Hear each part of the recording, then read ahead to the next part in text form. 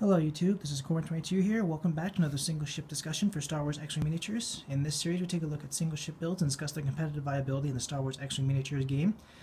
Today we're looking at possibly one of my favorite Resistance pilots to fly, for obvious reasons. And that is Poe Dameron flying his Black 1 Incom T-70 X-Wing fighter. Now, this one, this isn't the X-Wing. Basically, I just took one of the X-Wing that came with the core set and painted it over to match Poe Dameron's X-Wing, so that's why it looks black and orange right now. I'd say I did a pretty decent job on it. Could use a little work, but a little touching of it. Other than that, I'm pretty proud of it. But anyway, as I stated in a previous video with Red Ace, the Incom T-70 X-Wing is the successor to the Incom T-65, at least the canon successor anyway. It sports has folding S-foils that open and close in kind of like a scissor formation. You can see from the top there. Has 4 laser cannons, has an astromech slot for in-flight navigation and repairs. The fuser thrust engines on the X-Wing have been upgraded to allow for afterburners, allow them to do boost actions, and they've got an increase in shield strength and weapon fire. And overall, they're just a huge. Honestly, they're just a huge improvement over the T-65 X-Wing. And Poe Dameron flew a one specially made for himself, called the Black 1, and he was dubbed Black Leader when he led both red and blue squadron against the fight against the First Order. You probably have seen the movie by now, but just in case you haven't, this is a bit of a spoiler alert. Poe Dameron, he makes the final attack run on the oscillator on the Starkiller base, flies into it, destroys it, comes back out, and yada yada yada. Again, this shouldn't be a surprise to those who've already seen it. If you haven't, well, I'm sorry, spoiler alert. Please don't hash me for it. But by now, I'm pretty sure 9 out of 10 people have seen it already. Anyway, enough of the ship. Let's go on to the pilot at hand, and quite possibly my favorite character in Star Wars: The Force Awakens, Poe Dameron.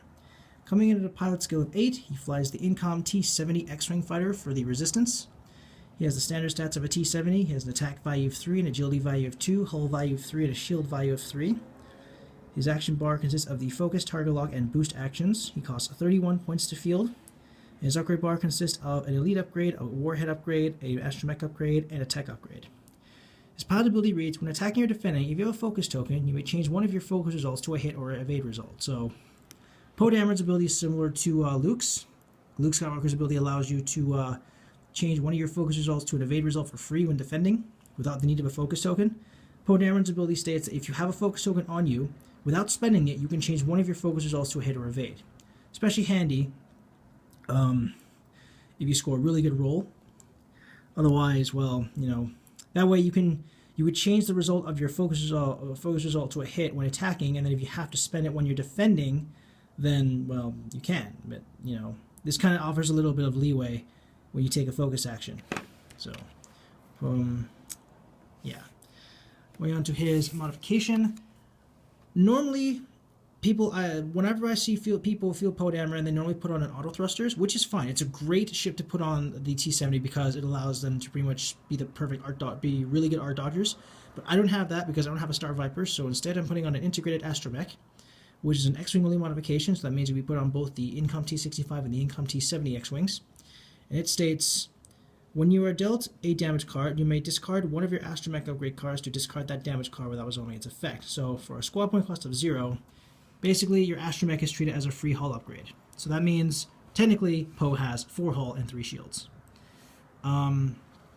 Recommend you would put this on lesser droids like the R2 or R5 astromech, or even the R7 astromech, basically the generic astromechs, but I wouldn't recommend putting this when you have a really good astromech on him, which I do here. But this is kind of how I would field them until I get the auto thrusters. So this is just an example. For his elite upgrade, I've chosen Push the Limit, and there's a reason why I've done this.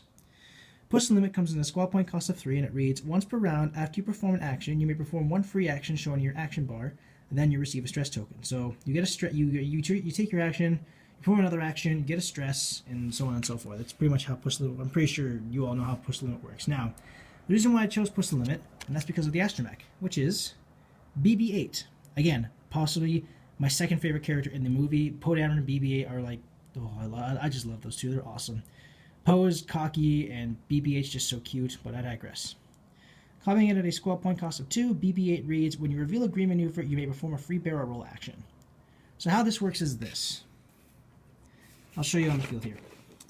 Say you reveal a straight 3, or a soft 1, which is a green maneuver. Poe is able to take a free barrel roll action thanks to BB-8. He can then push the limit with a target lock or a boost. He'll get the stress. He performs his green maneuver.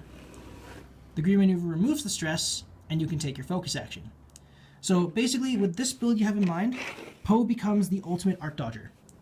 Because with this build, he's meant to be played defensively. I shouldn't say he's the ultimate Arc Dodger, because he isn't. There's others that are better than him. But he becomes a really, really good Arc Dodger. But this build is meant to be played defensively. Again, it would make more sense with the auto thrusters, but fortunately I don't have the auto thrusters, so I'll have to do what I've got.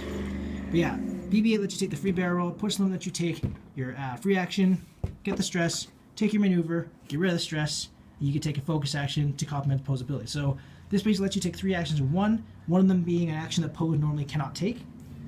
And yeah, which basically makes Poe really great for getting out of the line of fire and zooming around and hitting the target from behind.